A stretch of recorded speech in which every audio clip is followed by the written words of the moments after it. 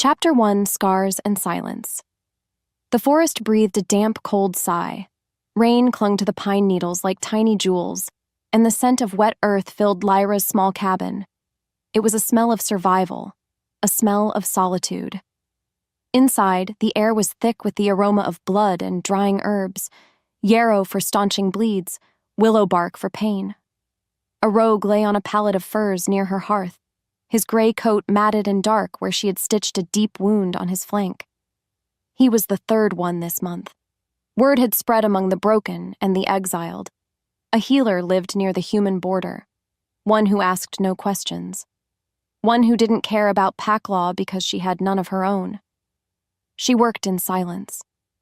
Her hands moved with a memory all their own, cleaning, stitching, binding. It was a useful emptiness. The rogue's ragged breathing was the only sound, a counterpoint to the steady drip, drip, drip of water from the eaves. Once he was stable, she moved to her own small cot. The firelight cast long, dancing shadows on the rough-hewn walls as she unwrapped the worn leather bindings on her forearms. Her scars were old, but they still ached when the air grew cold. They were a network of silver lines, a map of her failure, a story written on her skin. One, a jagged starburst near her wrist, pulsed with a phantom pain. She traced it gently, her throat tightening. The memory was always there, waiting in the quiet moments. Rowan's face, twisted not with rage, but with a cold, devastating duty. His voice, a low growl that shattered her world. "You are a weakness this pack cannot afford. You are banished. Never return." He had declared it before them all, before the pack that had once been her family, before the wolves who had lowered their heads and let him cast her out into the wilderness alone. It was her own fault, she knew. She had dared to love an alpha. She had dared to believe his whispered promises under a new moon meant more than his duty. Love was a trap, a foolish dream for girls who didn't understand the world. Now she understood. She understood the cold, hard reality of a snapped bond. She understood the hollowness in her chest where a connection used to be. She understood that survival was the only thing that mattered. Because survival was all she had left, he had made sure of that. She finished cleaning the marks and reached for the jar of soothing salve on her nightstand. Her fingers trembled just a little. 5 years. 5 years of this quiet, gray existence, and the wound inside felt as fresh as the day it was made. Was this all her life would be? Mending the broken bodies of strangers while her own soul slowly bled out? The thought was a bitter poison. She had to believe this numb peace was better than the agony of hope. She had to believe she was better off alone, where no one could hurt her again. This belief was the foundation of her new life, a wall she built brick by painful brick around her heart. It had to be enough. As she rubbed the cool cream into her skin, a sound cut through the steady rhythm of the rain. It wasn't the cry of an owl or the rustle of a predator. It was a howl, long and low, and filled with such unnatural, desperate agony that the sleeping rogue by the fire stirred with a frightened whine. Lyra froze, her hand hovering over her arm. She had heard countless howls in her life. Calls to hunt, warnings of danger, songs to the moon. This was different. This was a sound of pure torment, a soul being ripped apart. It echoed through the valley, seeming to come from everywhere at once.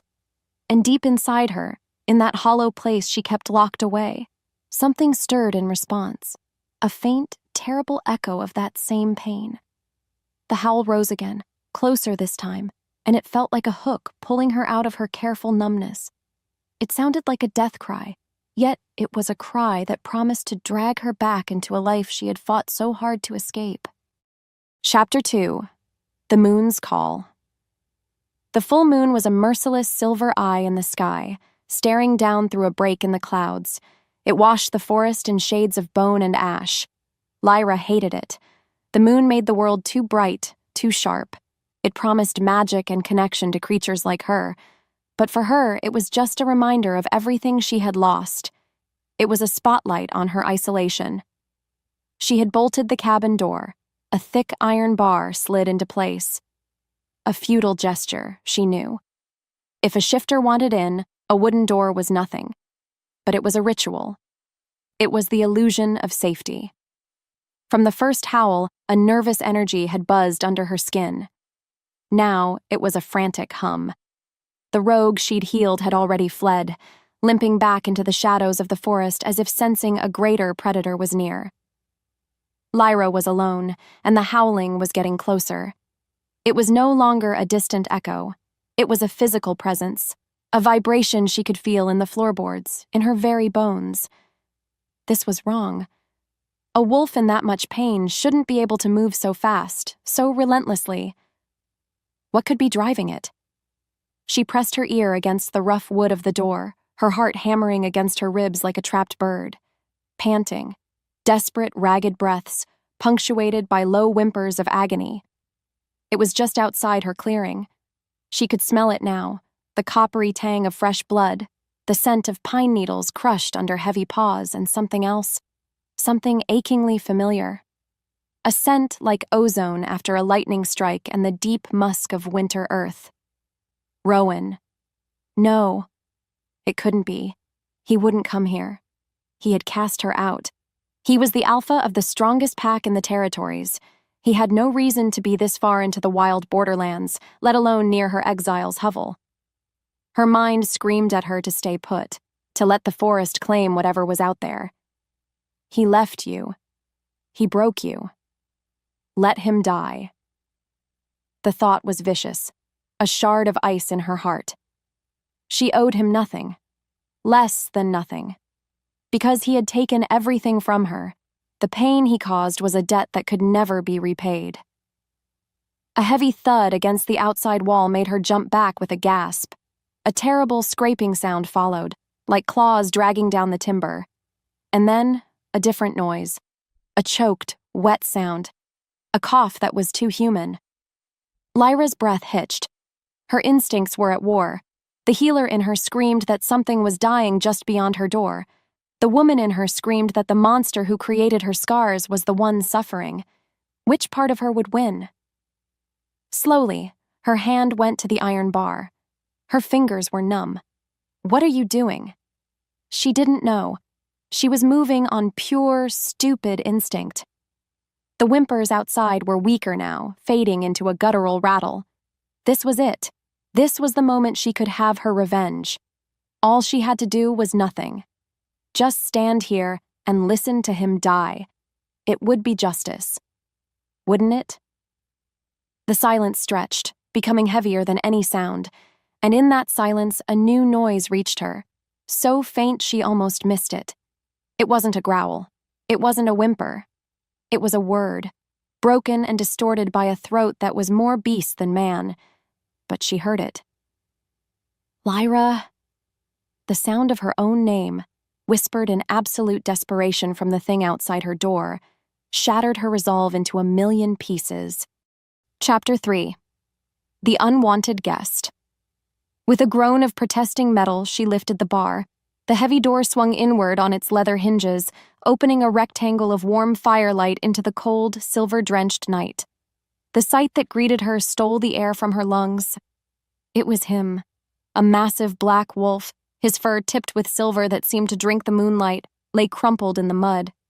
He was even bigger than she remembered, a creature of raw power and savage grace. Or he would have been if he weren't torn to shreds. His magnificent coat was matted with blood from a dozen deep wounds, and one leg was bent at an unnatural angle. But it was his eyes that held her captive. Golden, intelligent eyes, blazing with fever and pain, were fixed on her. They held no threat, only a desperate, primal plea. He tried to lift his head, a low growl of effort rumbling in his chest, before he collapsed completely. The sheer size of him was a problem. She couldn't treat him out here, and there was no way she could move him. Not as a wolf. "You have to shift," she whispered, her voice hoarse. "Rowan, you have to shift back. Now!" As if her voice were a command he was powerless to resist, a tremor ran through his massive frame. It started as a ripple, then became a violent shudder. The sound of bones cracking and reshaping filled the air. a horrifying, wet, snapping noise that always turned her stomach. Fur receded into skin. The sharp, lupine muzzle blunted and softened into human features. He was caught halfway, a monstrous thing of nightmare, before the transformation completed with a final shuddering gasp. Sprawled on her doorstep, naked and unconscious, was the man who had ruined her life. Dragging him inside was a back-breaking effort. He was all dead weight, a mountain of lean, hard muscle. His skin was feverishly hot to the touch. Once inside, she could see the full extent of the damage. The wolf wounds had translated onto his human form. Deep gashes crisscrossed his torso and legs, and a particularly nasty one on his shoulder was weeping a dark, sluggish blood. It smelled of infection. He would die without her help. The thought should have brought her satisfaction. It didn't. It just felt exhausting. She worked numbly, her healer's training taking over where her heart failed. She cleaned the wounds, her fingers brushing against skin she once knew better than her own. The familiar scent of him, that mix of storm and forest, filled her cabin, an unwelcome ghost from another life. Each touch was a tiny betrayal to the promises she'd made herself. He was her past. He was her pain. And here she was, saving him. Because a healer heals. That's what she told herself. It was a simple truth, a justification that kept the more complicated ones at bay. As she stitched the deep gash over his ribs, right above his heart, a strange sensation prickled her own skin. She paused, needle in hand. A faint silvery light was glowing on her forearm, emanating directly from the starburst scar, the one he'd given her. At the exact same moment, a searing pain, sharp and white-hot, shot through her own chest in the very same spot she was mending on his. She cried out, dropping the needle and clutching herself. The light on her arm faded as quickly as it had appeared, but the phantom agony remained, a burning echo of his injury. What was that? It felt as if his wound was somehow her own. A low groan from the floor brought her back. Rowan's eyes fluttered open.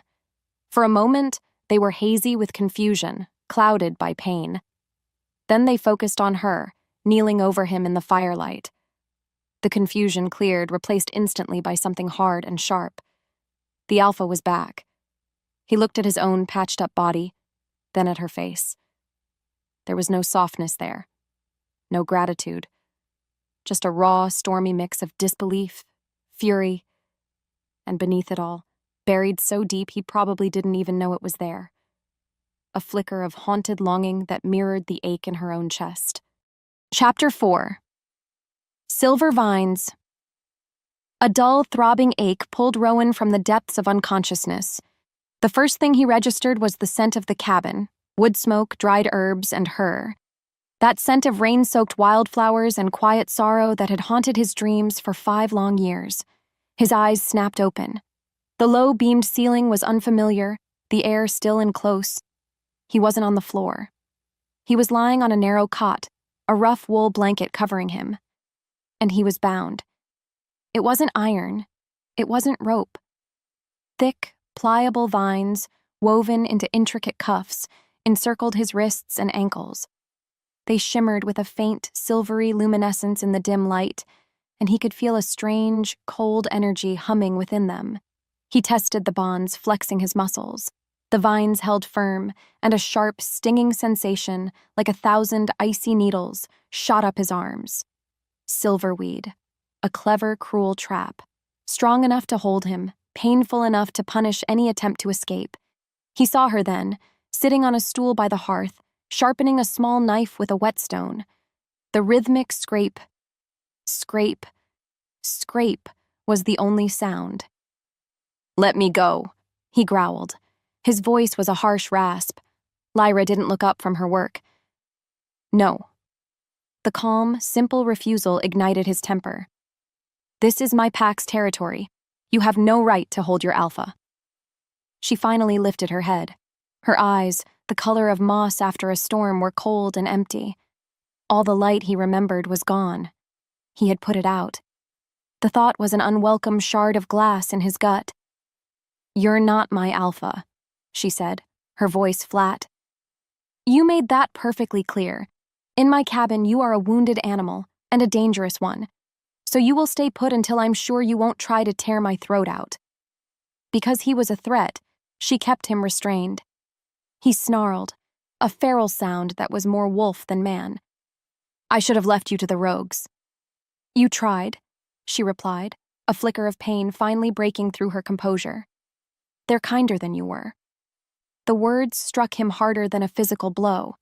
He lunged against the vines, a roar of pure frustration tearing from his chest. The silverweed flared, its icy fire searing his skin. He fell back onto the cot with a grunt of pain, breathing heavily. This was insane. He was the alpha.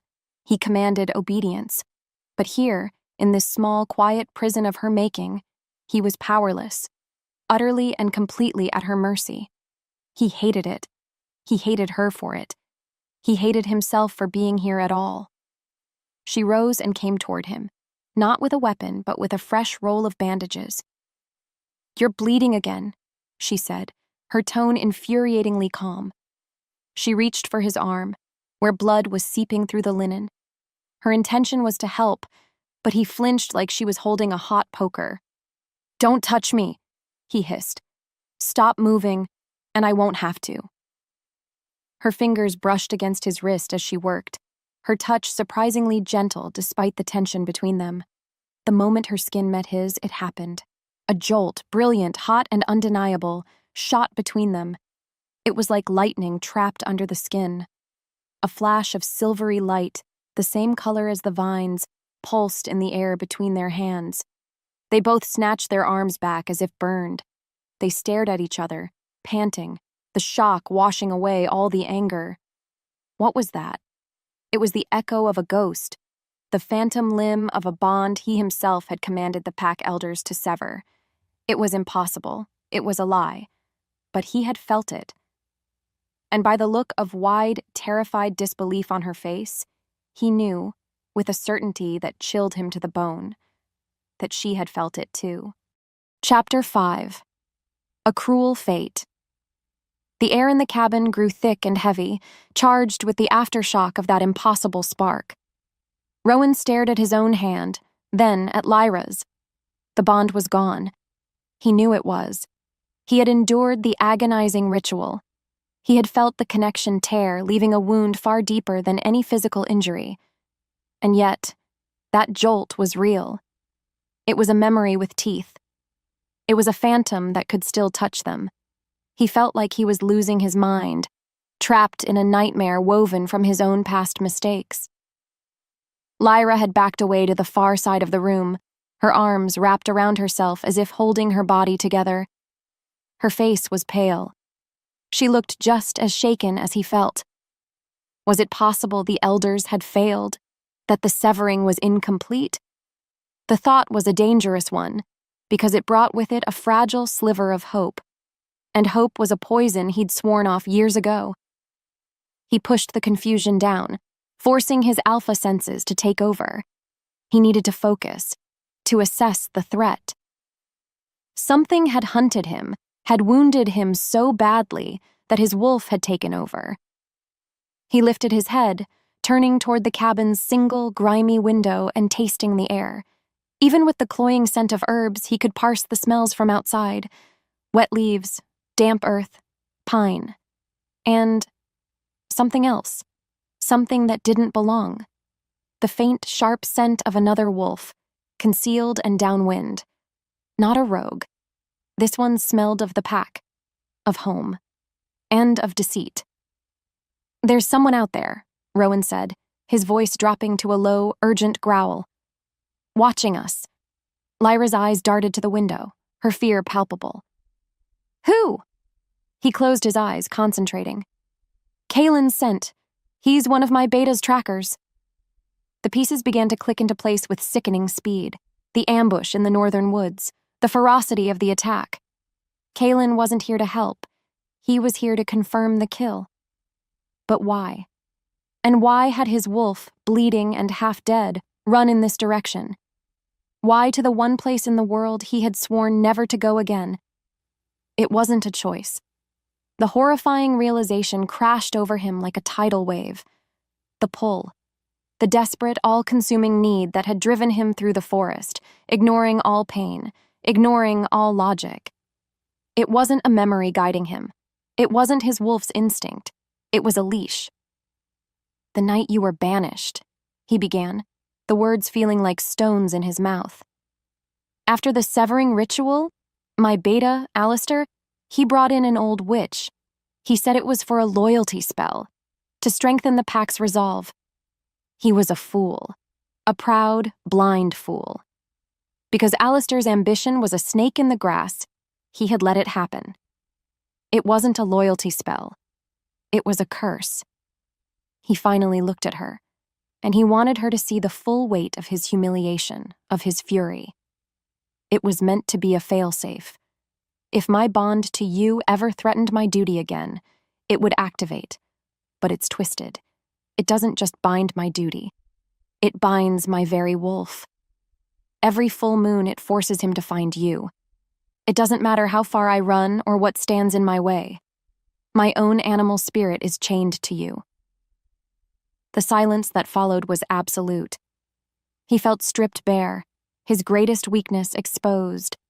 This connection he had so brutally severed had been turned into a cruel, invisible tether, a mark of his shame that dragged him back to her again and again. It was the ultimate humiliation. His wolf, the symbol of his power and his freedom, was her unwitting prisoner. And as he looked at her shocked face, a wave of bitter, irrational resentment washed over him. He knew it wasn't her fault, but in that moment, she was the face of his prison. She was the anchor holding his chain. He would break this curse, he swore to himself. He would hunt down the witch and Alistair and make them pay. But he would do it to finally, truly be free of her. Chapter 6. The Devil's Bargain. Lyra could only stare, the words falling into the silence of the cabin and shattering what little peace she had left. A curse.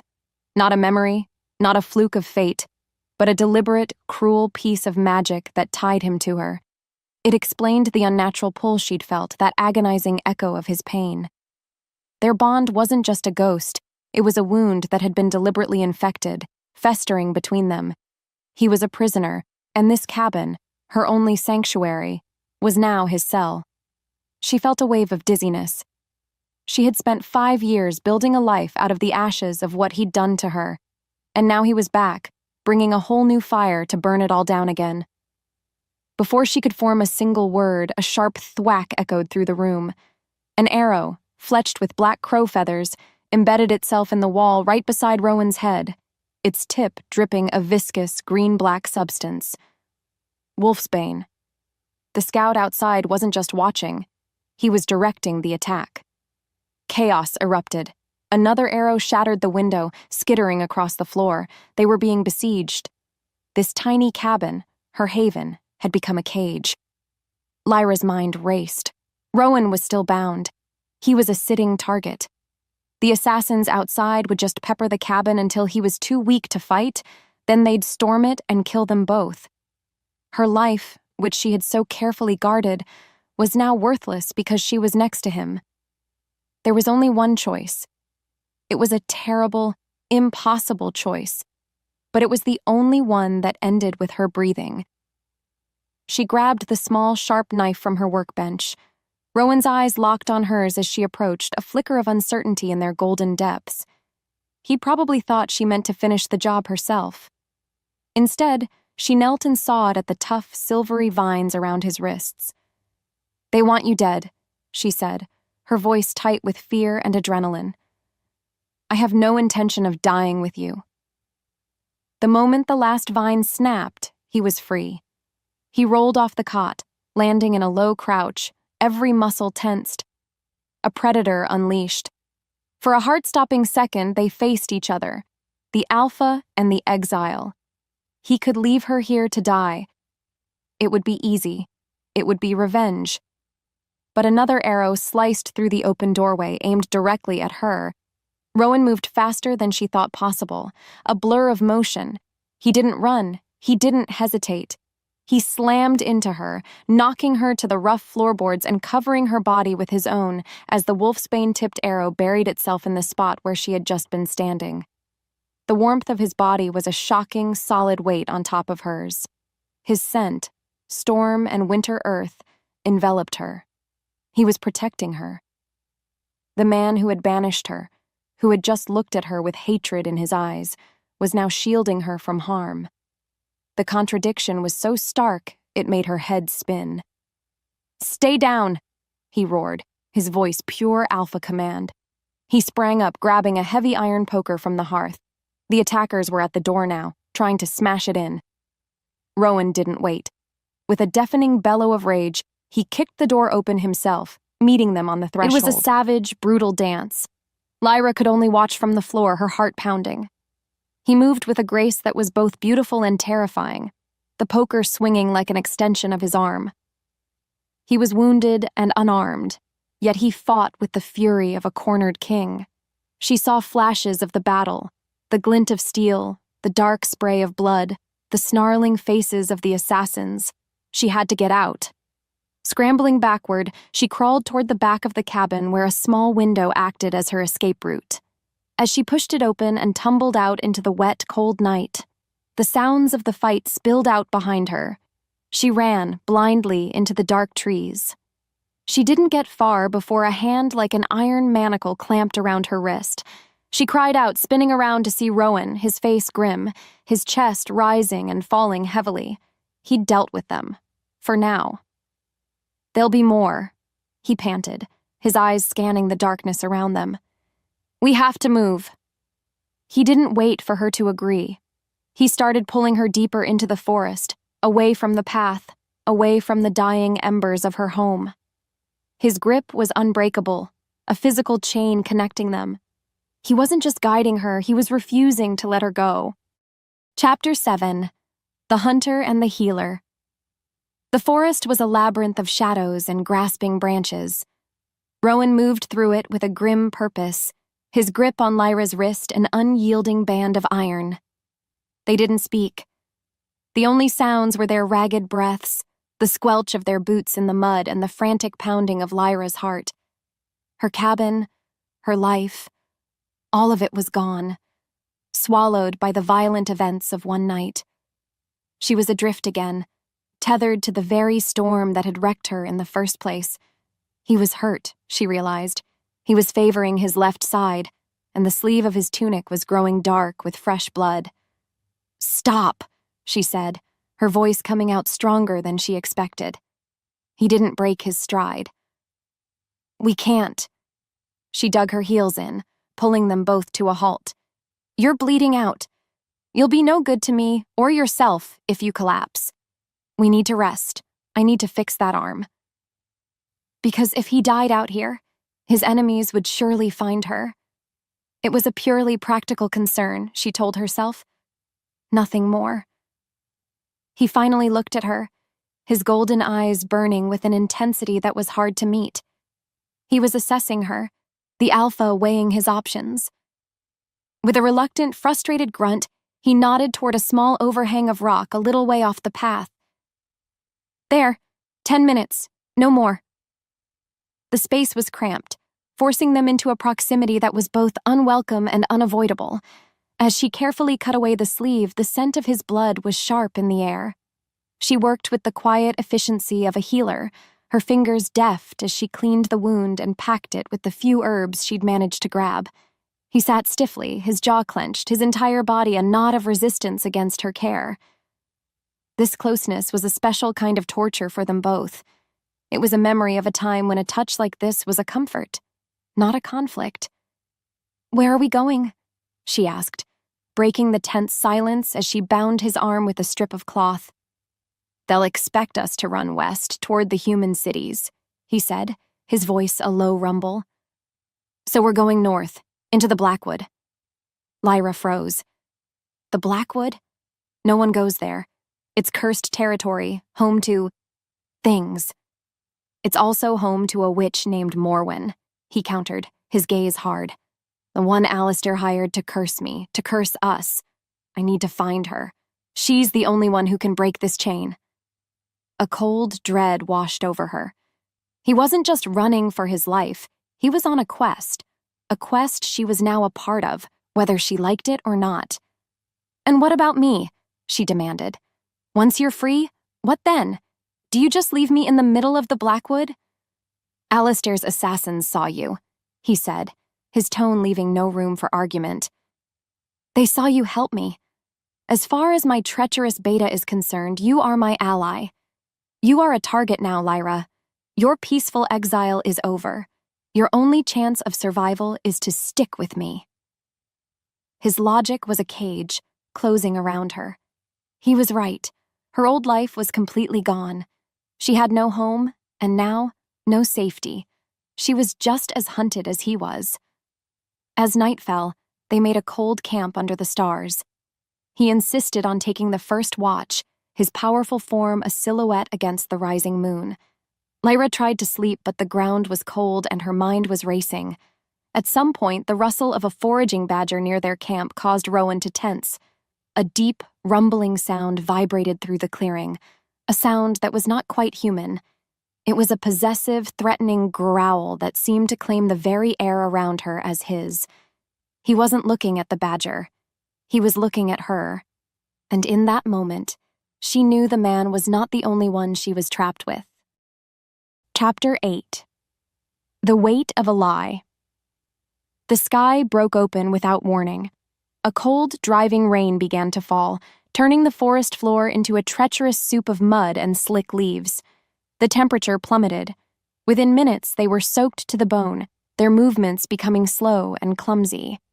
The Blackwood lived up to its name. It was a dark, oppressive place that felt like it was actively trying to kill them. Their path forward narrowed, becoming a treacherous, winding track along the side of a steep ravine. Below them, a river churned, a torrent of brown, angry water. Rowan, with his shifter's strength and balance, navigated the path with a grim certainty. But Lyra struggled.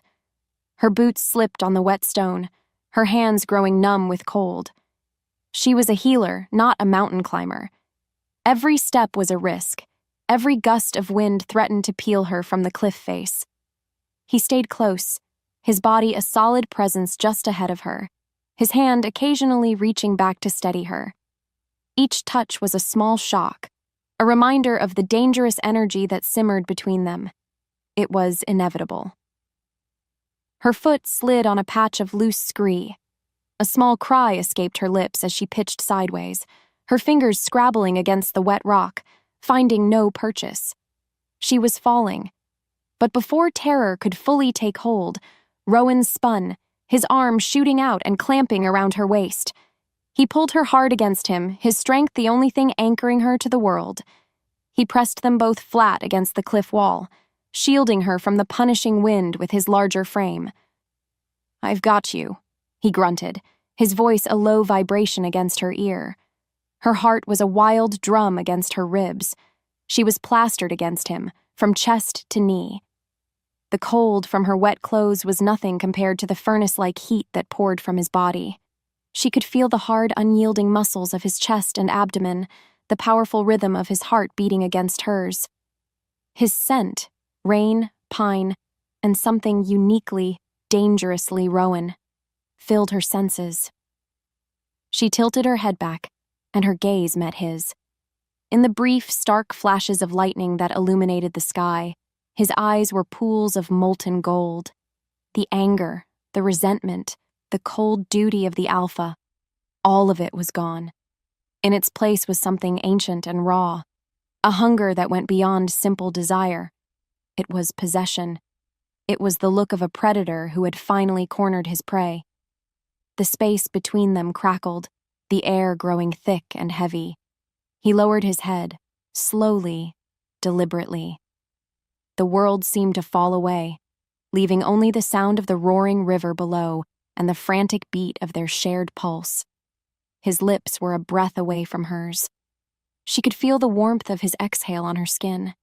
It would be so easy to close that distance, so easy to forget the past 5 years and fall into that fire. But just as his lips were about to touch hers, a shudder ran through him. He squeezed his eyes shut for a second, a look of self-loathing twisting his features. With a rough sound that was almost a growl, he pulled back. He set her firmly on her feet, his hands on her shoulders to steady her before letting go completely. The heat was gone, replaced by an icy distance. "We have to keep moving," he bit out, his back already turned to her. The rejection was more brutal than any insult. It was a wall of stone slammed down between them, leaving her shivering on the ledge, aching from a wound that had nothing to do with the cold. Chapter 9. The Beast. Within. They found a cave just as the moon, a sliver shy of full, crested the jagged peaks of the mountains. It was little more than a hollowed-out space in the rock, but it was dry and offered a reprieve from the relentless storm. Rowan built a fire with a grim efficiency, the flames casting flickering, distorted shadows that danced like ghosts on the damp stone walls. The heat was a blessing, but it did little to thaw the chilling silence that had settled between them since the moment on the cliff. That almost kiss hung in the air, a question neither of them dared to answer. The approaching fullness of the moon was having a visible effect on Rowan. He couldn't sit still. He paced the small confines of the cave like a caged lion, his movements tight and jerky. A low, constant tension radiated from him, an animal restlessness that made the hair on Lyra's arms stand up. This was the curse, she realized. It was a physical thing, a sickness in his blood that hummed in time with the lunar cycle. He was fighting a war inside his own skin, and by the grim set of his jaw, he was losing. She watched him, her own feelings a tangled mess. She should be afraid. Part of her was. This was the man, the alpha, who had broken her heart and cast her out. But another part of her, the healer part she couldn't suppress, saw only a creature in agony. The pull she'd felt in her cabin before he arrived. It was a faint echo of the torment she was witnessing now. It was a shared pain, a connection she didn't want but couldn't deny. Finally, with a ragged sigh that sounded like defeat, Rowan sank to the ground on the far side of the fire. He leaned his head back against the cave wall, closing his eyes. He wasn't sleeping, she could tell. His breathing was too harsh, too deliberate. It was the stillness of a man trying to wrestle his own soul into submission. As the silence deepened, something strange happened. Lyra heard a voice. It wasn't a sound that came through her ears, but a thought that bloomed inside her own mind, clear as day. It was a deep, rumbling presence, nothing like Rowan's human thoughts. It was simpler, more primal. Mate. Safe. Keep safe. The thought was fiercely possessive, a wave of protective instinct so powerful it was almost suffocating. It was his wolf. The beast inside the man was speaking to her. The realization sent a shiver of fear and wonder through her. The curse hadn't just chained his wolf to her location. It had opened some kind of channel between them. She could hear the beast. Could it hear her? Drawn by an impulse she didn't understand, she rose and quietly moved to his side. She needed to know. She had to understand the burning sensation she'd felt back in the cabin. Was it real or just a phantom of her own pain? Hesitantly, she reached out her hand, letting it hover for a moment over his chest, right above his heart. She could feel the furious heat of his skin without even touching him. Taking a deep breath, she laid her palm flat against him. The effect was instantaneous and violent. A searing, white-hot energy erupted from the point of contact. It was the curse, flaring to life. She felt it as a scorching brand on her own chest, a mirror of his pain so intense it made her cry out. Rowan's eyes flew open with a choked gasp, his hand shooting up to cover hers, trapping it against him. He was staring at her, his golden eyes wide with shock and agony. He had felt it too. This was no phantom. The curse wasn't just a tether that pulled him to her. It was a circuit of shared pain that ignited whenever they touched. They weren't just tied together. They were wired to burn. Chapter 10. An unbreakable contract. The echo of their shared agony hung in the cave, a tangible thing that made the air feel thin and hard to breathe. Rowan was on his feet now, the firelight carving deep lines of conflict on his face. He stared at his hand, then at Lyra, the truth of their situation settling over them like a shroud. This curse wasn't a simple tether. It was an active, malevolent force, a circuit of pain that connected them, proving that the magic was far more twisted than he had ever imagined. They were bound not by a phantom memory, but by a shared torment. He was the first to break the suffocating silence. "This changes nothing," he said, the words clipped and harsh, as if he were trying to convince himself more than her. "Except that the witch is more powerful than I thought." He began to pace again, the restless energy returning. But this time it was different. It was the energy of a strategist, an alpha backed into a corner, calculating his next move. "I can't break this alone. Alistair is hunting me, and this connection makes me vulnerable, predictable." He stopped and faced her, his golden eyes locking onto hers. There was no warmth in his gaze, only a grim, tactical light. "I need your help," he stated. It wasn't a request. It was a cold, hard fact. "I need you to get me to Morwen. The curse is centered on you somehow. It might even help us track her. And your knowledge of herbs, of magic, it might be the only thing that can counter hers." He took a breath, and for the first time, she saw a flicker of something beyond the alpha, a hint of the man, weary and burdened. "Help me," he said, his voice lower now, softer. "Help me break this curse, and I will make you a promise. An alpha's binding vow. I will not only grant you your freedom, but I will personally ensure it. I will give you the resources to start a new life, a safe one, far from Packlands and their laws." Lyra listened, her heart a cold, heavy stone in her chest. Freedom. It was the only thing she had wanted for 5 years. But the offer came from the man who had taken it from her in the first place. Why should she trust him? Why should she walk willingly into the heart of a cursed forest with the monster from her nightmares? Because he was right. Her old life was a pile of ash. The assassins would find her eventually. Alone, she was prey. With him, she was still prey, but she was standing next to a wolf. "You promised to set me free," she said, her voice quiet but steady. "But your promises are worthless to me, Rowan. I have heard them before." The truth of her words hit him, and he had the grace to look away. "So we make a new one," she continued, finding a strange strength in this negotiation. She had power here. He needed her. "I will help you find your witch. I will help you break your chain, but I have my own terms." She stood up, forcing him to meet her gaze as an equal. "When it's over, you will take me to the southern port city of Tidemouth yourself. You will give me enough gold to buy passage on a ship and start over, and you will give me your word, your true word, not as an alpha to an exile, but as the man you once were, that you will never come looking for me again. You will let me disappear." The finality of her demand hung between them.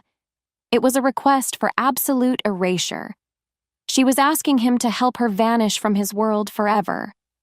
He studied her face for a long, silent moment, his expression unreadable. Then, he gave a single, sharp nod. "You have my word," he said. And with that, their dangerous bargain was sealed, a contract written in pain and bound by a curse. Chapter 11. The Anchor and the Chain. The curse was a faint, humming thread in the air, a path only Rowan's wolf could truly sense. It led them deeper into the blackwood, to a part of the forest where the trees grew in unnatural, twisted shapes, and a perpetual gloom seemed to cling to the air. After 2 days of tense, silent travel, they found it. Tucked away in a moss-choked clearing was a small, dilapidated hut, its roof sagging and its walls overgrown with ivy. Morwen's hut. It felt ancient, and more importantly, it felt empty. The air around it was still, holding no trace of recent life. A knot of despair tightened in Rowan's chest. If the witch was gone, they were lost. The chain would remain forever. Pushing aside a door that was barely clinging to its hinges, they stepped inside. The interior was a chaotic mess. Bunches of dried herbs, some of which Lyra had never seen before, hung from the ceiling, releasing a dusty, acrid smell. Shelves were crammed with oddly shaped jars containing murky liquids and preserved creatures. Scrolls and loose parchments were scattered across a large wooden table, as if the occupant had left in a great hurry. "She's gone," Rowan said, the words flat with defeat. "She's been gone for a long time." Lyra moved through the space, her healer's senses on high alert. Something felt wrong. Not just the abandonment, but a lingering magical residue, sharp and bitter like spoiled fruit. "There's something here," she whispered, her fingers tracing the arcane symbols carved into the table. "Something hidden." Her intuition, a sense she had learned to trust above all else, guided her to a section of the floor near the hearth. The floorboards were slightly uneven. Kneeling down, she pried one loose and found a small, hidden compartment beneath. Inside, nestled on a bed of faded velvet, was a single leather-bound journal. Her hands trembled slightly as she lifted it out. The leather was old and cracked. Opening it, she saw pages filled with a cramped, spidery script, detailing spells, potions, and rituals. It was the witch's personal grimoire. "Look for Alistair's name," Rowan urged, his voice tight with anticipation as he came to look over her shoulder. Lyra's fingers carefully turned the brittle pages, her eyes scanning the text. Near the middle, she found it. An entry dated 5 years ago. It described a visit from a beta wolf, Alistair, his scent full of ambition and deceit. But as Rowan read the witch's words aloud, the story he thought he knew began to unravel. "The beta does not want a curse on his alpha," he read, his voice growing strained. "He is cleverer than that. He asks not for a chain, but for an anchor. He brought me an object belonging to the exiled Omega, a small wooden bird she carved. He wants a binding placed upon her, a sympathetic beacon." Rowan stopped, his breathing hitched.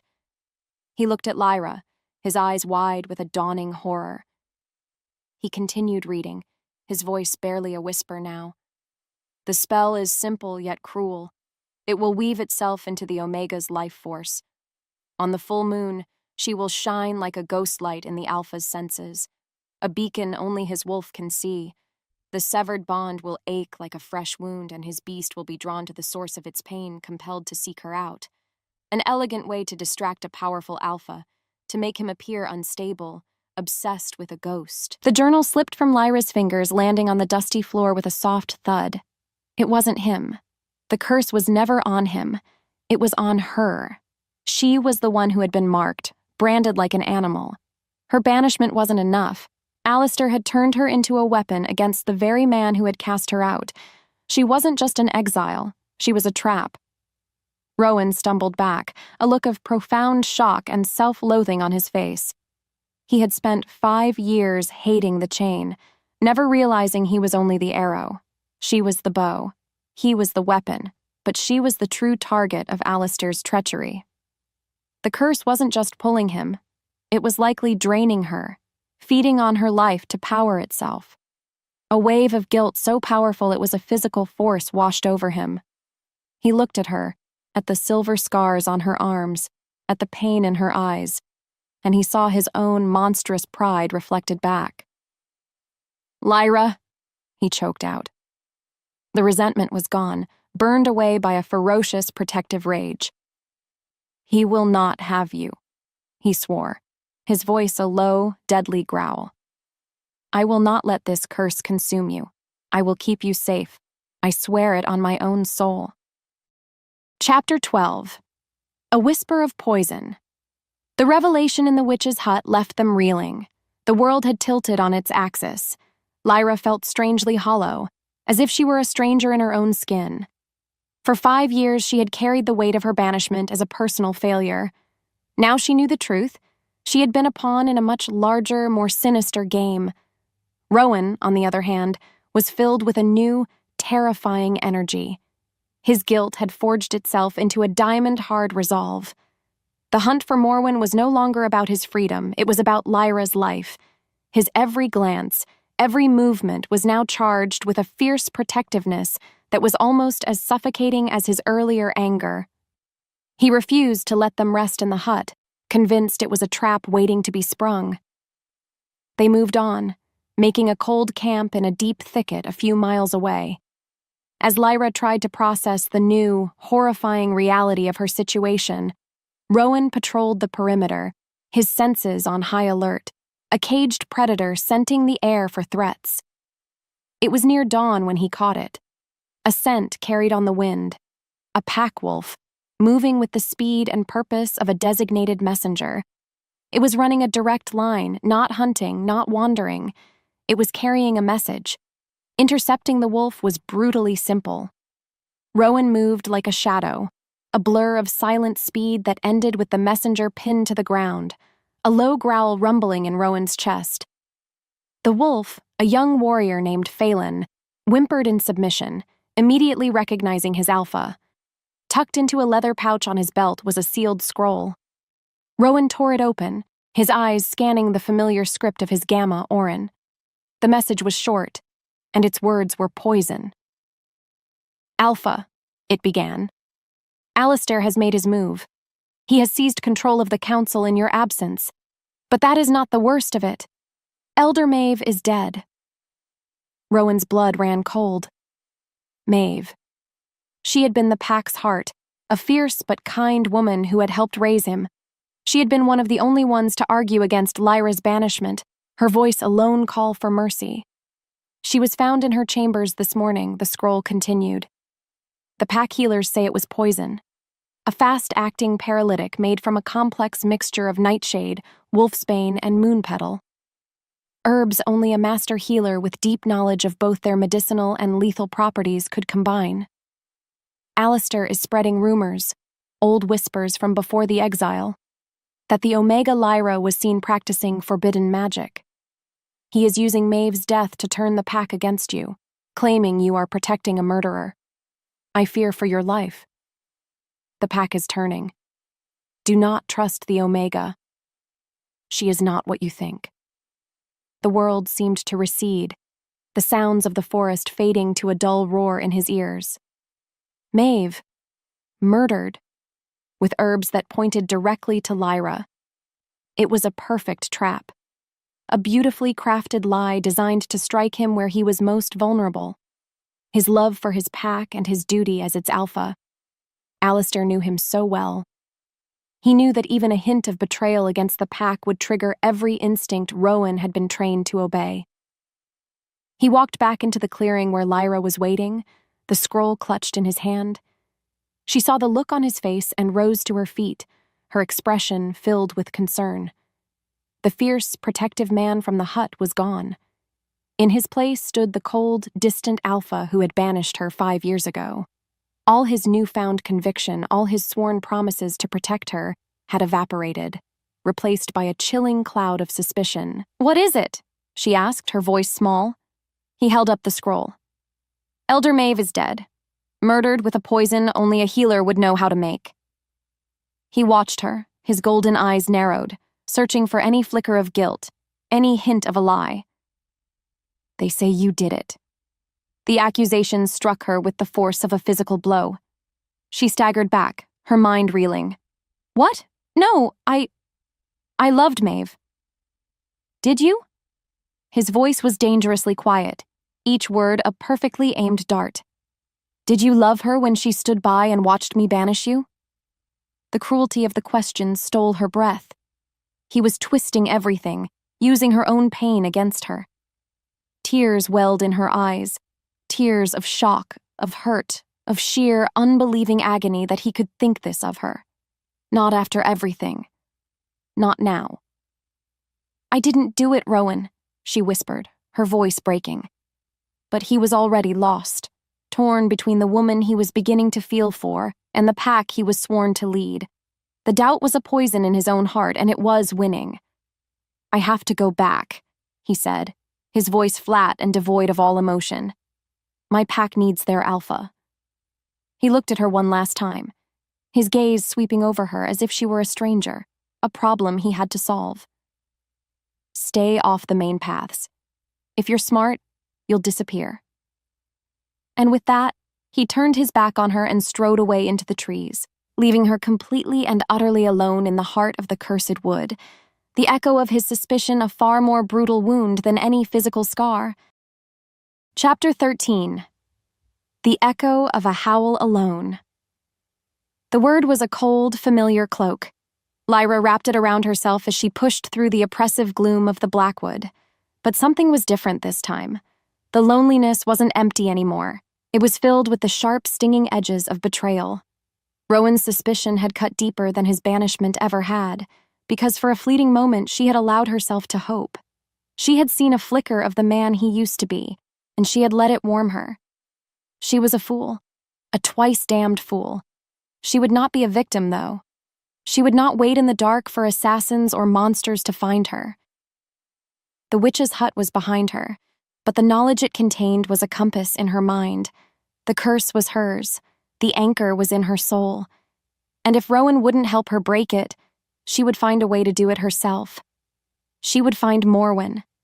She would unmake this twisted magic, and then she would disappear so completely that not even a god would be able to find her. The anger was a fire in her belly, burning away the despair. It was a better fuel than hope, anyway. It was honest. Meanwhile, Rowan ran. He ran until his lungs burned and his wounds screamed in protest, but he wasn't running from her. He was running from the hollow, gut-wrenching wrongness of his own choice.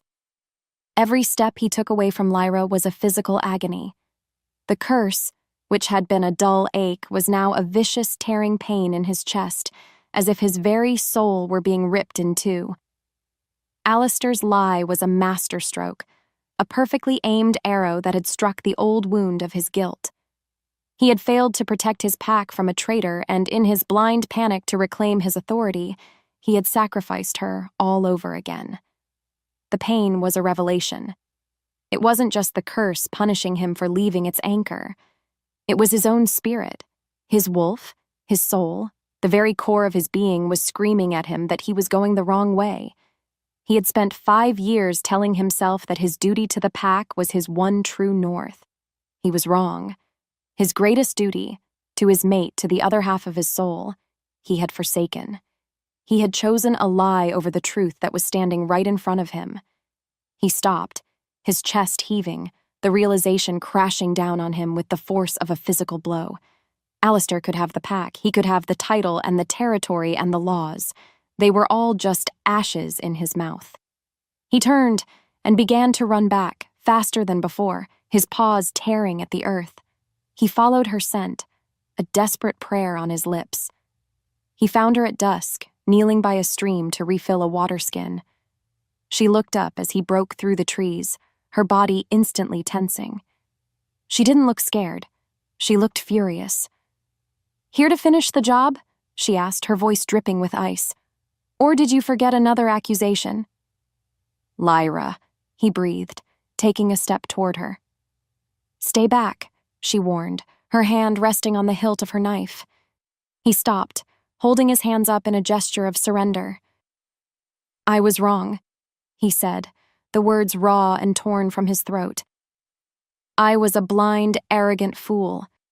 The pain, leaving you, it's worse than any curse. I let him poison me with doubt because it was easier than admitting the truth." He took another slow step. "The truth is, my greatest failure wasn't exiling you. It was ever believing for a second that I could live without you." Her defensive posture wavered, a crack in the icy facade. "Alistair can have the pack," he declared, his voice ringing with a conviction that shook the very leaves on the trees. "He can have my title. I don't care. You are my territory. You are my pack now." He closed the distance between them, his hands coming up to gently cup her face. "Forgive me." And then he kissed her. It wasn't gentle. It was a desperate, frantic collision of lips and teeth and breath, a release of 5 years of pent-up sorrow and unspoken longing. She resisted for a moment, Then, with a choked sob, she kissed him back, her fingers tangling in his hair, pulling him closer. It was a kiss of forgiveness, of reunion, of two broken halves finally coming together under the watchful eyes of the rising moon. Chapter 14. The Witch's Price. Their shared purpose was a tangible thing now, a silent hum of energy that guided them through the Blackwood. The curse was no longer a torment pulling Rowan against his will. It was a beacon they followed together, a glowing thread leading them toward their only hope. It led them to a place that did not feel like the rest of the forest. They found a hidden grove where ancient, silver-barked trees formed a protective circle around a tranquil pool of water. In the center of the grove, sitting on a stone as if she had been waiting for them, was a woman. Her hair was the color of snow, braided with raven feathers, and her eyes held the deep, unsettling wisdom of ages. Morwen. So, the witch's voice was like the rustle of dry leaves. The anchor and the chain have finally decided to stop fighting one another. It took you long enough. She showed no surprise, no fear. She simply watched them with an unnerving calm as Rowan explained, his voice tight with restrained fury, that they were here to undo what she had done. Morwen sighed, a sound of profound weariness. Alistair has a long reach, she said, her gaze flickering to Lyra. He came to me with a threat against my granddaughter. He gave me no choice. What he asked for, it was a vile, clever thing. She rose and walked toward Lyra, her eyes examining her not as a person, but as a piece of complex magical weaving. He didn't just want a beacon. He wanted a siphon. The curse has been slowly weaving your life forces together, little wolf. It feeds on your mortality to sustain its pull on his immortal wolf spirit. Break it, Rowan demanded, stepping between them, his protective stance absolute. The witch shook her head slowly. You do not unravel a knot like this. You cut it. To sever a bond forged in life force requires a balancing of the scales.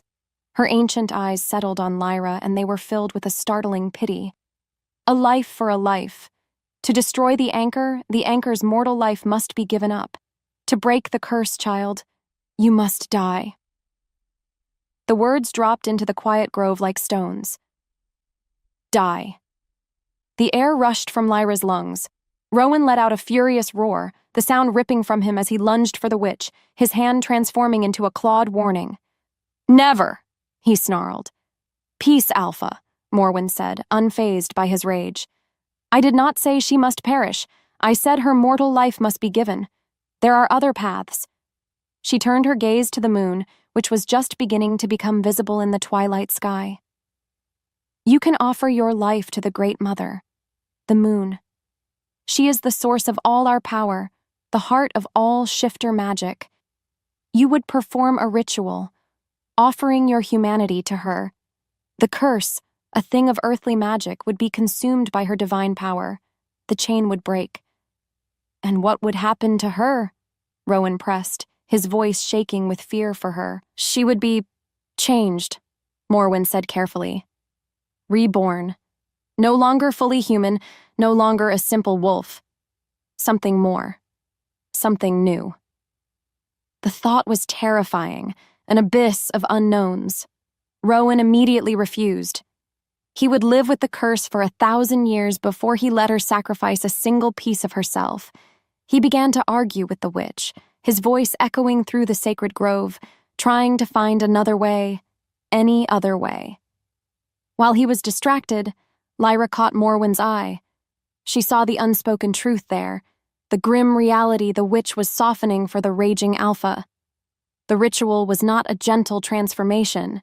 It would be an agony. It would be a death of a kind. She saw Rowan, his face a mask of desperation, willing to live in torment for her sake. And she knew what she had to do. Because he would never choose himself. She would have to choose for them both. She stepped forward, touching Rowan's arm gently. It's all right, she said, her voice a calm anchor in his storm. Then she looked at the witch, her decision made. I'll do it. Tell me what needs to be done. Chapter 15. War Under a Silver Eye. They left the Witch's Grove with a heavy sense of impending fate hanging over them. Morwen had given them instructions. The ritual required a place of power, a circle of ancient standing stones on the highest peak of the Blackwood, and it had to be performed at the zenith of the full moon. They had only a few hours. The path upward was steep and treacherous, a final pilgrimage toward an unknown destiny. Rowan was quiet, his turmoil a palpable storm beside her. He hated this. He hated the price, but he was trapped by her choice, by her quiet, unshakable resolve to save him. They were halfway to the peak, moving through a wide, moon-drenched clearing, when the world exploded. From the shadows of the trees they emerged, a dozen of them, moving with a silent, deadly coordination. They were Alistair's elite guard, the most brutal and loyal killers in the pack. And at their head, stepping into the silvery light with a triumphant, cruel smile on his face, was Alistair himself.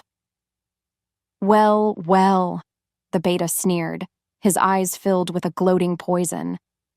I was wondering when you'd finally lead me to my lost little anchor. Did you really think I wouldn't have a tracker on the witch herself? She has served her purpose.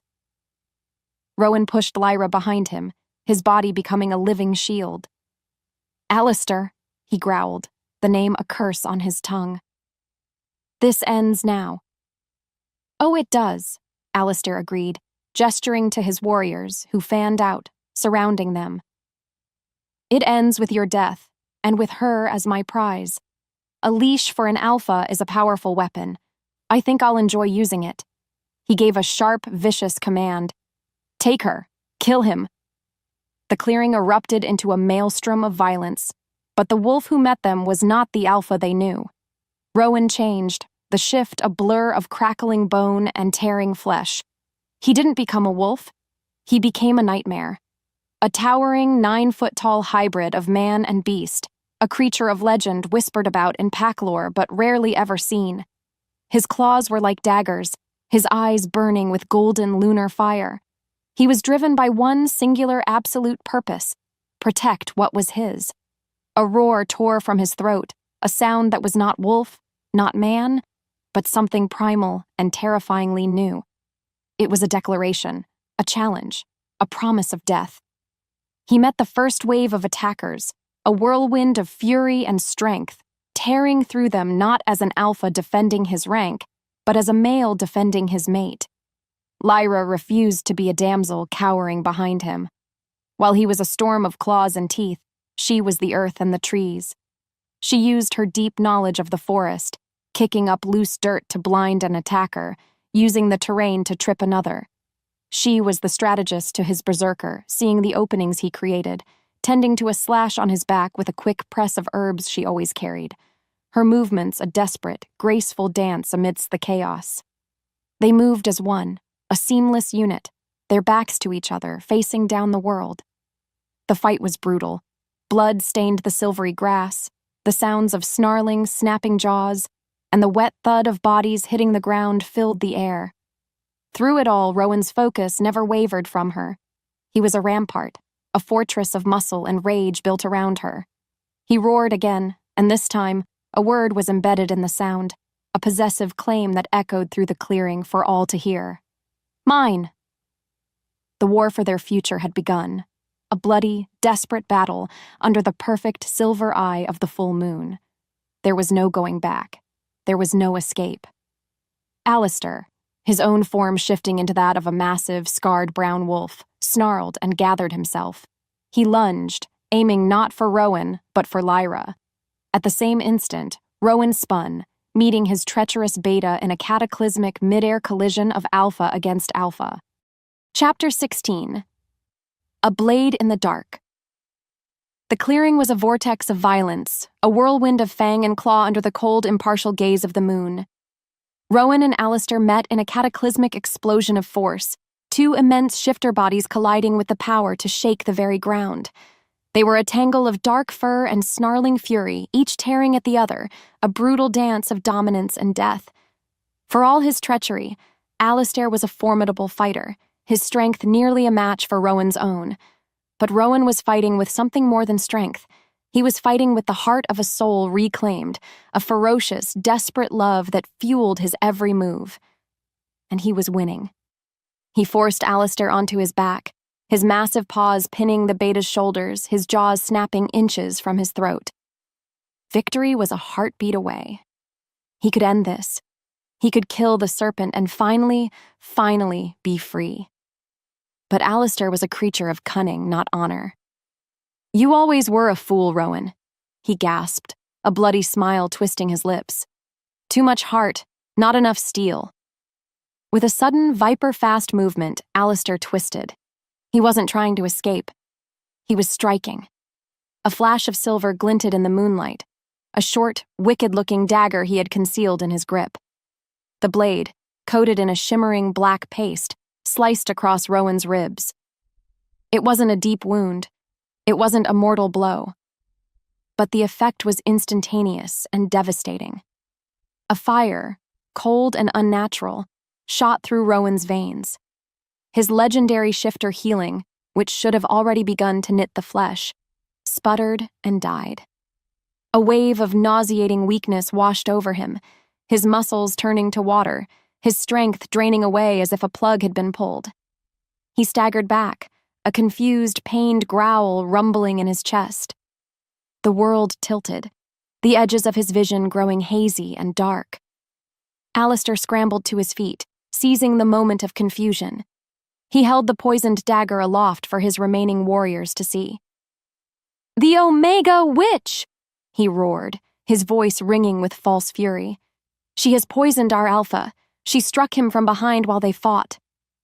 The lie was audacious, impossible, yet in the bloody chaos of the battle, it took root. The warriors, their loyalty already frayed, saw only their Alpha faltering, stumbling, a strange blackness spreading from the wound on his side. They saw the dagger in their beta's hand. They looked at Lyra, who was frozen in horror, and they believed. "Treason!" Alistair bellowed. "Seize her!" Before Rowan could command them to stop, before he could force the words through a throat that suddenly felt paralyzed, they moved. Two of Alistair's guards swarmed him, their weight and confusion enough to bring their weakened Alpha to the ground. Others lunged for Lyra. She tried to run, to fight, but she was overwhelmed. They grabbed her, her arms twisted painfully behind her back, her desperate struggles useless against their combined strength. "Rowan!" she screamed, her voice a raw cry of terror and despair. He saw her being dragged away, her eyes wide with fear, her face a pale moon in the violent darkness. He fought to get to her, to rise, but the poison was an anchor in his bones, dragging him down into a helpless, terrifying abyss. He could only watch as Alistair, the triumphant traitor, stood over him, the architect of his ruin. The last thing he saw before the world dissolved into a black roaring sea was Lyra's face, her name a silent broken word on his lips. Chapter 17. The Serpent's Gloat. Lyra's world was reduced to the rough bark of a tree against her back and the biting grip of the ropes on her wrists. The battle was over. The clearing was quiet now, save for the groans of the wounded and the low, panting breaths of the victorious. Rowan lay where he had fallen, surrounded by Alistair's men, a fallen king on a battlefield of his own making. The poison was working its cruel magic, keeping him conscious but weak, forcing him to watch Alistair's triumph. The beta approached her, his shifter form melted away to reveal the man. He was bruised and bleeding, but his eyes shone with the ecstatic light of victory. He stopped before her, wiping a smear of blood from his cheek with the back of his hand. "Such a shame," he said, his voice a low, mocking purr. All that power, all that pride, brought down by his obsession with a broken little Omega. "You're a monster," she spat, her voice trembling with a rage that was all she had left. Alistair laughed, a genuinely amused sound. "I am a pragmatist, my dear. Power is not taken by the honorable. It is taken by those willing to do what is necessary." He leaned closer, his voice dropping to a conspiratorial whisper. "The poison, by the way, is a masterpiece. My own creation. It won't kill him. Death is too final. No, it will simply cripple his healing, keep him perpetually weak, malleable, easy to control. Her blood ran cold. What do you want? What I have always wanted, he said, his eyes glittering. Control. For years I have watched him lead this pack with his heart, not his head. His compassion, his honor. They are all weaknesses. And you? He said, his finger gently tracing a line down her cheek, a touch that made her skin crawl. You were always the greatest weakness of all. He crouched down to her level. I don't want him dead. I want him broken. I will take him back to the pack, a wounded hero I saved from his treacherous mate. And with you as my prisoner, the curse will do the rest of my work for me. That chain will become my leash. His wolf will be forever bound to you, and since I will hold you, I will hold him. He will be my puppet alpha, his power, his body, his pack, all mine to command. The sheer, diabolical brilliance of his plan was breathtaking. He wouldn't just rule. He would humiliate Rowan, using his deepest connection as his chain. He would make Lyra the instrument of his eternal torture. The thought was unbearable. Alistair smiled, seeing the understanding dawn in her eyes. He was right to banish you, he whispered. You see that now, don't you? You are the flaw in him, and I will own that flaw. He stood and walked away, leaving her to her guards and her despair. Lyra slumped against the tree, tears of helpless fury burning her eyes, but as she looked up through the canopy of leaves, she saw it. The moon. Its perfect silver disk was no longer perfect. A small, dark shadow was beginning to creep across its edge. An eclipse.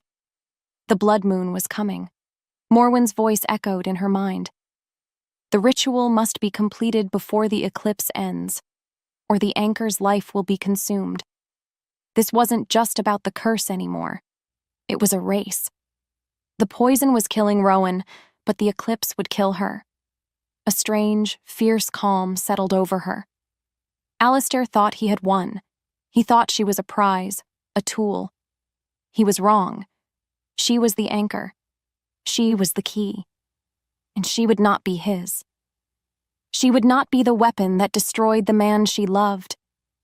Her gaze fell upon a sharp-edged piece of flint on the ground near her feet, just within reach.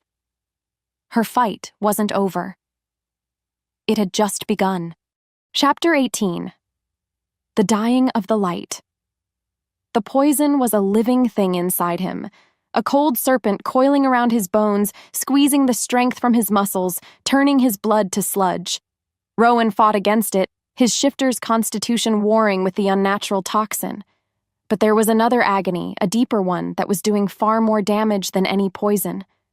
The eclipse. As the shadow of the earth began to consume the moon, the world was bathed in an eerie, blood-red light. The curse, which had been a constant hum of pain, a violent pull, now transformed into something else entirely. It became a symphony of torment. With every inch of the moon that vanished, a piece of his own soul felt like it was being flayed away. The magical chain that bound him to Lyra was now being stretched to its breaking point across the distance of the clearing, and the strain was unendurable. He could feel her. Not just her location, but her emotions.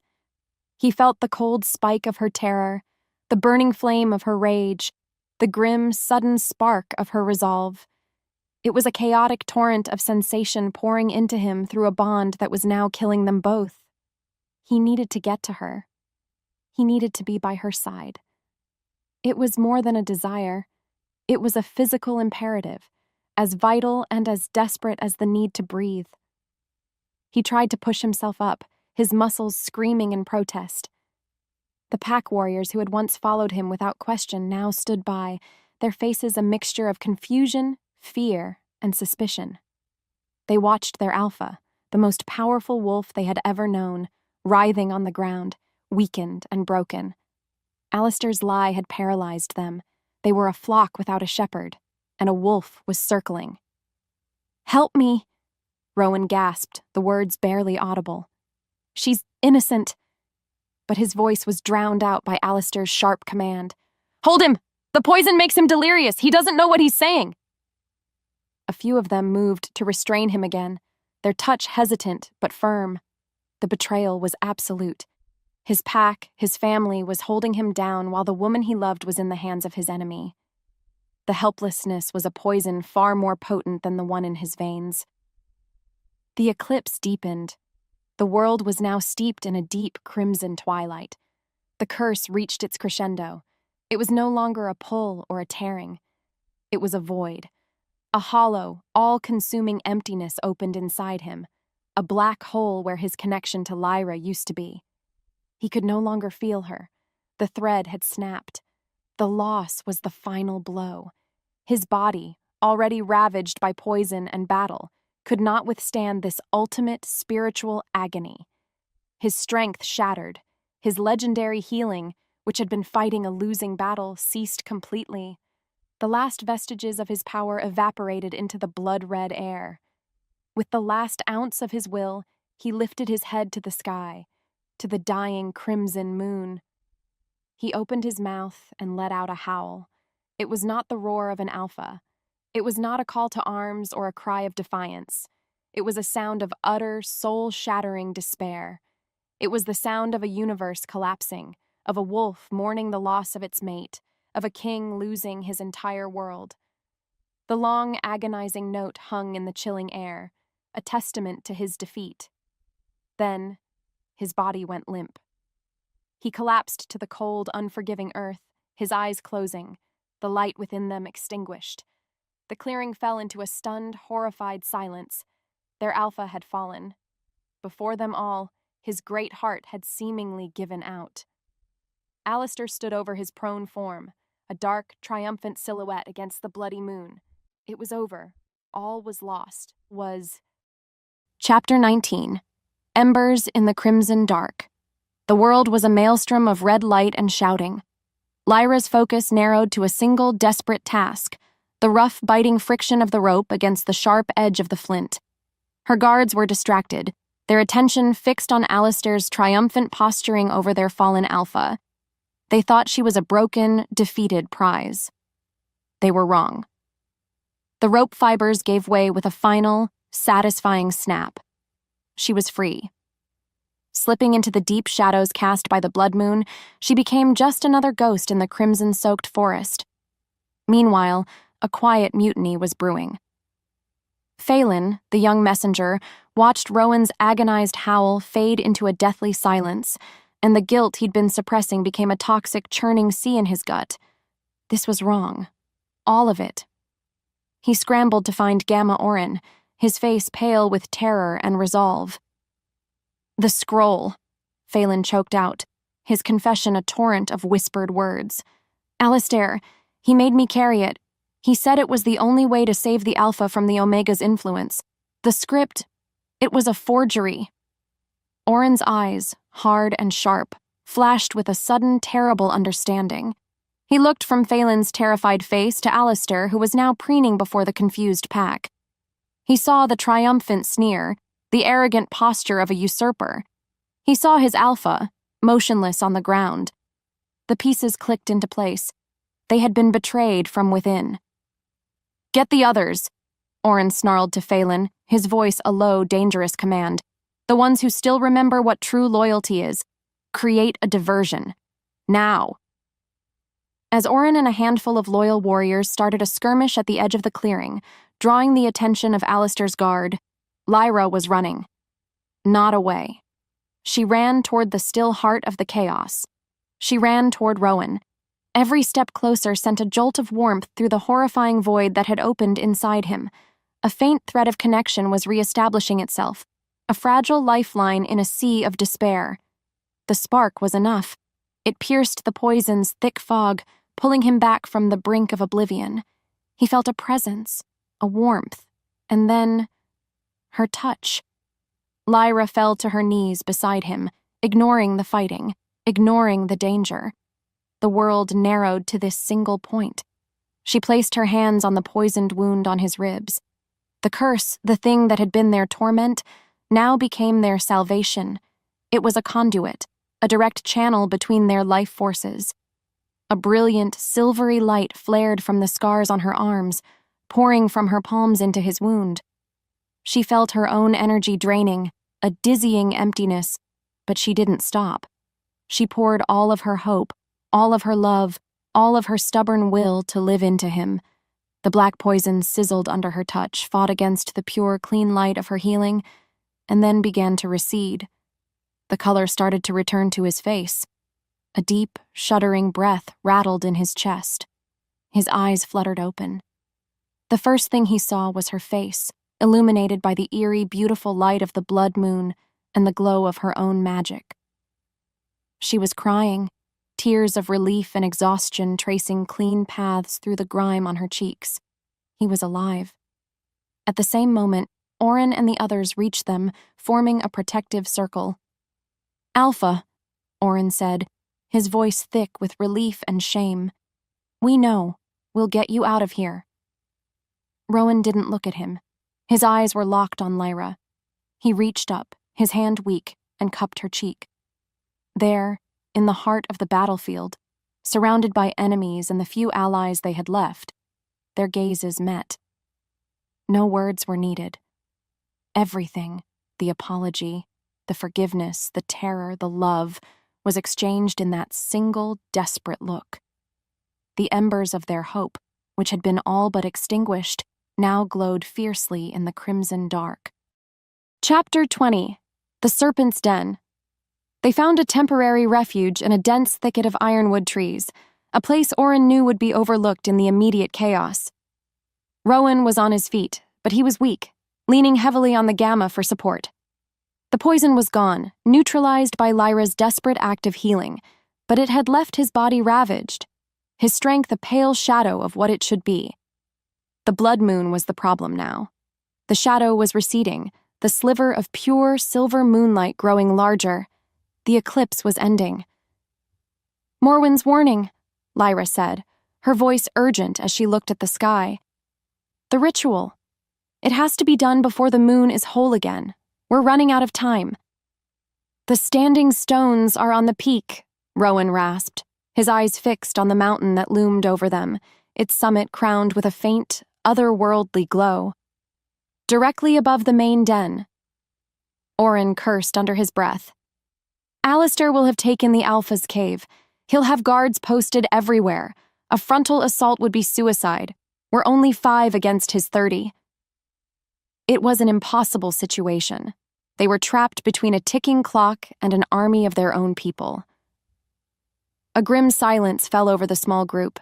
They were beaten, but Lyra's mind was racing. She wasn't a warrior. She didn't think in terms of frontal assaults. She thought in terms of roots and leaves and the subtle weaknesses of the body. "We don't fight them," she said, an idea sparking in the darkness. "We put them to sleep."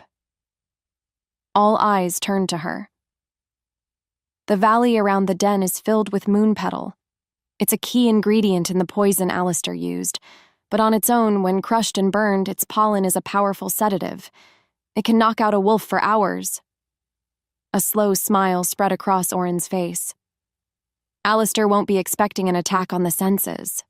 A plan began to form, a desperate, two-pronged strategy. Oren and Phelan would take 2 of the warriors and circle around to the far side of the den. They would start burning the moon petal at the mouth of the valley, letting the prevailing winds carry the pollen down into the main encampment. It would create confusion, chaos, and hopefully render most of Alistair's forces unconscious. "It's a diversion," Rowan said, his strength seeming to return with the clarity of a plan. "But it won't be enough to clear the path to the summit." "We won't take the main path," he continued, looking at Lyra. "There's an old goat trail. It's treacherous, half collapsed, but it bypasses the den completely and leads straight to the base of the peak. My father showed it to me when I was a pup. I doubt anyone else even remembers it exists."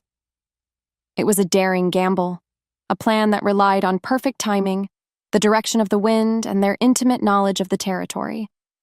Lyra would go with Rowan. His strength, however diminished, would be needed for the climb. Her knowledge would be needed for any centuries the pollen didn't reach. She quickly gathered what she could from the surrounding forest, crushing herbs into small pouches, creating tools of silent subterfuge. It was a plan built on a foundation of trust.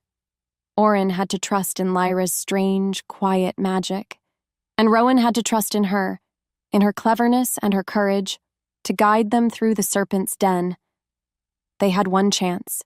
They had to make it count. Chapter 21. A Vow Before the Dawn. The climb was a grueling, desperate ascent. The goat trail was even more treacherous than Rowan remembered, a faint, crumbling scar on the side of the mountain. Below them, they could hear the first shouts of alarm from the pack den as the sweet, cloying scent of burning moon petal began to drift through the valley. Orin's diversion had begun. The clock was ticking. Rowan, leaning on his primal strength, powered them upward, while Lyra, agile and light, scouted ahead, her senses attuned to the slightest sound, the faintest scent of a nearby sentry. They were halfway to the summit when the sounds of the skirmish below faded, replaced by the low, whistling moan of the wind. They found a small, sheltered alcove tucked behind a curtain of ivy, a hidden pocket of stillness on the vast, dark mountain. They had to rest, just for a moment, to catch their breath before the final, desperate push to the standing stones. The blood moon was almost gone. Only a final, hairline shadow remained, and the peak above them was bathed in a brilliant, pure, silver light. Time was almost up. Here, in the quiet dark, the weight of their imminent future pressed down on them. This was their last moment. The last moment of them, like this. Rowan reached out, his hand finding hers, his fingers lacing through hers. His touch was warm, solid, an anchor in the terrifying uncertainty. "I don't accept this," he whispered, his voice rough with an emotion he no longer tried to hide. "What you're doing, the sacrifice, I don't accept it." He looked at her, his golden eyes pleading in the moonlight. "But I understand it. I understand you're doing it for me. And that is a debt I can never repay." "There is no debt," she whispered back, her free hand coming up to touch his face. "It's a choice, my choice. I won't let you live chained to a curse because of me. A life without you, even a free one, is no life at all," he said, the truth of the words a painful, beautiful ache in his chest. He leaned in, his forehead resting against hers. He had to tell her. He had to say the words, to make them real in the world before the world changed forever. "I love you, Lyra." The words, so long unspoken, so long buried under years of pain and pride, were finally free. They hung in the air between them, more powerful than any curse, more binding than any vow.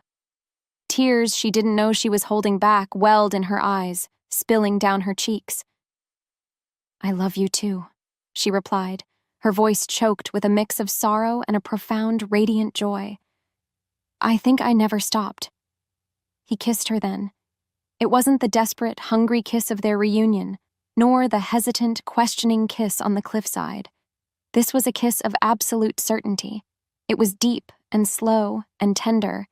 It was a kiss that spoke of forevers, of soul-deep connections, of a love that could withstand exile and betrayal and even death itself. It was a vow, a promise. They pulled apart, but remained close, breathing the same air, their hearts beating in time. He looked up toward the glowing peak. "Morwen said you would be changed," he said, his voice low. "I don't care what you become, a wolf, a spirit, a star in the sky. I will find you." He met her gaze, his own vow absolute. "I will always find you." "I know," she whispered, a fragile, hopeful smile touching her lips. He squeezed her hand one last time, a final, silent communication. The last sliver of shadow slid off the face of the moon. It was time. "Whatever comes," he said, his voice now steady, filled with a grim resolve. "We face it together." Chapter 22. To pay a price in starlight. The peak of the mountain was a windswept, desolate place. A circle of 9 ancient standing stones, each twice the height of a man, stood like silent, petrified giants against the night sky. The full moon, now free of the eclipse's shadow, bathed them in a brilliant, almost holy silver light. A low hum of power vibrated in the air, a palpable energy that made the stones feel alive. This was the place. But their sanctuary was already occupied. Alistair stood in the center of the circle, his chest heaving, his eyes burning with a mad, cornered animal ferocity. He had fought his way free, and he was waiting for them. "Did you really think it would be so easy?" he snarled, his body already beginning to twist and contort into his massive wolf form. "This power, this mountain, it belongs to the true Alpha." There were no more words to be said.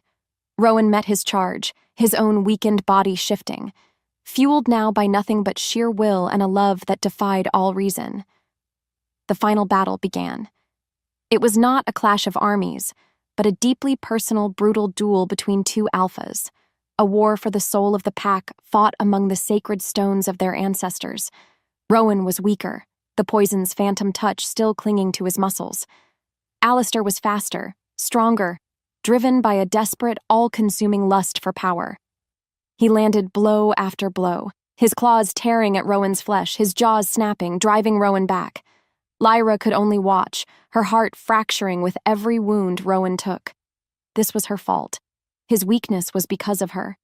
She looked from the savage fight to the humming stones to the perfect, radiant moon above. The choice was clear. The price had been named. Rowan saw his opening. Alistair, arrogant in his impending victory, overextended on a lunge. Rowan ducked under the attack, his own claws coming up in a devastating arc, ripping into the traitor's exposed flank.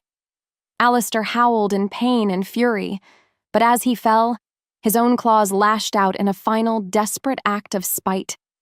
They sank deep into Rowan's chest, a mortal wound, tearing through muscle and lung.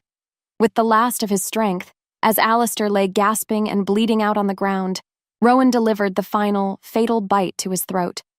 The traitor was dead, but the cost was too high. Rowan staggered back, his hand pressed to the gushing wound in his chest. He looked at Lyra, a sad, final smile on his lips, before his legs gave out. He collapsed onto the cold stone, the life already fading from his golden eyes.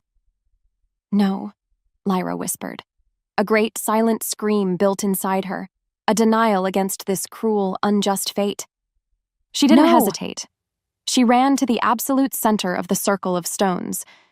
She didn't know the right words, the ancient ritual, but she didn't need them. She spoke from her soul. She raised her arms to the brilliant white moon above, her face upturned, tears streaming down her cheeks. "Take it!" she cried, her voice ringing with a power she didn't know she possessed. "Take my life, my humanity, my memories, everything that I am. I offer it all. Just save him." As if in answer, the 9 standing stones blazed to life. Beams of pure white moonlight shot down from the sky, striking the top of each stone. The humming intensified to a deafening roar. The curse, that dark, ugly thing that had lived inside her for so long, was ripped from her body in a violent torrent of shadow and smoke, which was instantly incinerated by the overwhelming light. Then, that pure, concentrated lunar energy, the very essence of the Moon Mother herself, poured into her. It filled her, changed her, unmade her. The light then arced from her body, a living river of starlight, and flowed into Rowan's chest, enveloping him in a cocoon of impossible, healing power. She felt his wound closing, his heart beginning to beat strong and steady. He was saved, but she was coming apart, her physical form dissolving, her very being transformed into a whirlwind of light and silver fire. Chapter 23. The Echo of a Silver Howl. Rowan gasped, a deep, shuddering breath that filled his lungs with the cold, clean air of the mountain peak. The pain was gone, the weakness, the poison, the gaping, fatal wound in his chest, all of it had vanished. He felt whole, more than whole. He felt a clean, thrumming energy in his veins, a connection to the world around him that was sharper and clearer than anything he had ever known. He scrambled to his feet, his eyes searching wildly for the source of the miracle. For her. He found her in the center of the circle. But it was not Lyra, not the woman he knew. She was a figure of breathtaking, heartbreaking beauty, a being made not of flesh and blood, but of woven moonlight and captured starlight. Her form was translucent, constantly shifting, her features soft and ethereal. The silver scars on her arms were gone, replaced by veins of pure, glowing light. She was beautiful, and she was lost to him. "Lyra?" he choked out, taking a step toward her. His hand reached for hers, but his fingers passed through her as if she were mist. At that moment, the sounds of panting, exhausted wolves crested the peak. Orin, Phelan, and the rest of the pack arrived. Their battle below finally won. They skidded to a halt, their eyes wide with disbelief at the scene before them. They saw the dead body of the traitor, Alistair. They saw their alpha, Rowan, standing tall and whole, his mortal wound completely gone. And they saw the glowing, celestial being that stood where the Omega Lyra had been. A wave of collective awe and profound, soul-deep shame washed over them. They understood. They saw the truth of her sacrifice, the sheer magnitude of a love they had scorned and a loyalty they had betrayed. They had cast her out, called her a weakness, and in the end, she had given her very self to save them all. Orin, his face a mask of regret, took a hesitant step forward and bowed his head low, a gesture of ultimate respect. "Luna," he breathed, the title a reverent, sorrowful prayer. Lyra, or the being she had become, turned her head. Her eyes, now orbs of pure, liquid silver, looked not at the pack, but at Rowan. She gave him a sad, gentle smile that conveyed all the love and all the goodbyes in the world. She raised a shimmering, translucent hand, not quite touching his cheek, a final, lingering gesture of farewell.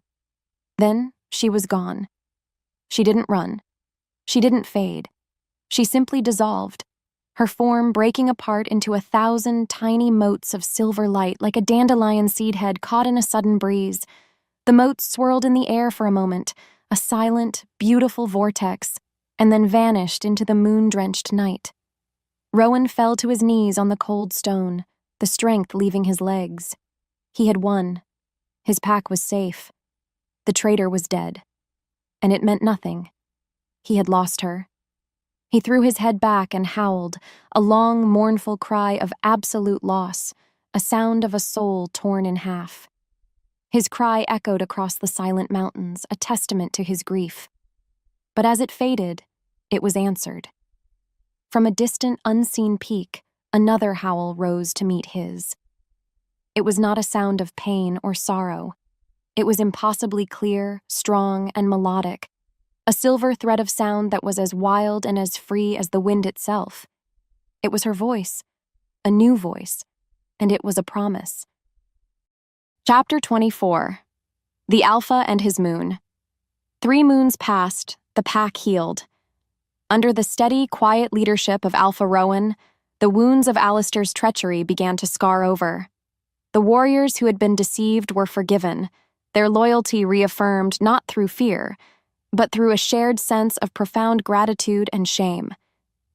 The story of that night on the mountain peak was told only in whispers, a new legend woven into the pack's history. They spoke of the traitor Beta, the wounded Alpha, and the selfless sacrifice of the Luna made of starlight. Rowan led them with a wisdom and a gravity far beyond his years, his heart forever marked by the love he had lost and the miracle he had witnessed. He was a good Alpha, a great one even, but he was incomplete. Every night, he would climb to the highest point of the den and listen, and every night he would hear it, her howl, a silver song on the wind, a lonely, beautiful call that soothed the ever-present ache in his soul. It was his secret, his nightly ritual. He would listen until the sun began to warm the eastern sky, a silent communion with her memory. But tonight was different. The ache was too deep, the call too strong. He could not just listen anymore. He needed to find her. He shifted, his powerful black wolf form a shadow against the landscape. And he ran. He left his pack, his duties, his grief behind, and followed the sound of her call. He ran for hours, past the known borders of his territory, into the ancient, untamed heart of the mountains, to a sacred place no wolf had set foot in for generations. He found her in a clearing he had never seen before, a perfect circle of impossibly green grass, surrounded by ancient, silver-barked trees. The clearing was bathed in moonlight, though the moon itself was hidden by the canopy. In the center of the glade stood a wolf. It was her. She was made of moonlight and living shadows, more spirit than flesh. Her coat was the color of spun silver, and her paws made no sound on the soft earth. Her eyes were not the mossy green he remembered, but twin pools of soft lunar light, filled with an ancient, knowing peace. She was no longer just a wolf. She was a guardian, a myth, a goddess of the wild places. He shifted back, standing before her as a man, his heart a painful, hopeful drum in his chest. He didn't speak. What words could possibly bridge the chasm between what they now were? He simply looked at her, his love, his loss, his eternal gratitude plain for her to see. She moved toward him, a graceful, silent glide. She was a creature of immense power. He could feel it, a wild magic that hummed in the very air around her. But there was no threat in her presence, only a deep, abiding love. She stopped before him and nuzzled his cheek with her ethereal head. Her touch was not physical, not the press of fur or the warmth of a body. It was a feeling, a wave of profound peace, of absolute belonging, of a love that transcended skin and bone. It was the feeling of coming home. She pulled back and looked up through the canopy, as if gazing at the moon he could not see. A single, soft, concentrated beam of moonlight pierced the leaves and descended, touching Rowan gently on the shoulder, over his heart. It left behind a glowing, intricate mark of silver light, a swirl of patterns like a galaxy in miniature. It was her mark, a new bond. Not a curse of pain, but a blessing of connection. He was the alpha of the Blackwood pack, the king of the forest floor. She was the chosen of the moon, the guardian spirit of the wild heart of the mountain. He looked at his mark, then back at her, and he understood. They could never go back to what they were, but they would never be apart. He was the alpha, and she was, and always would be, his moon. Together, they stood under the silent, watching stars, a new legend born of sacrifice, a love that would echo in their lands forever.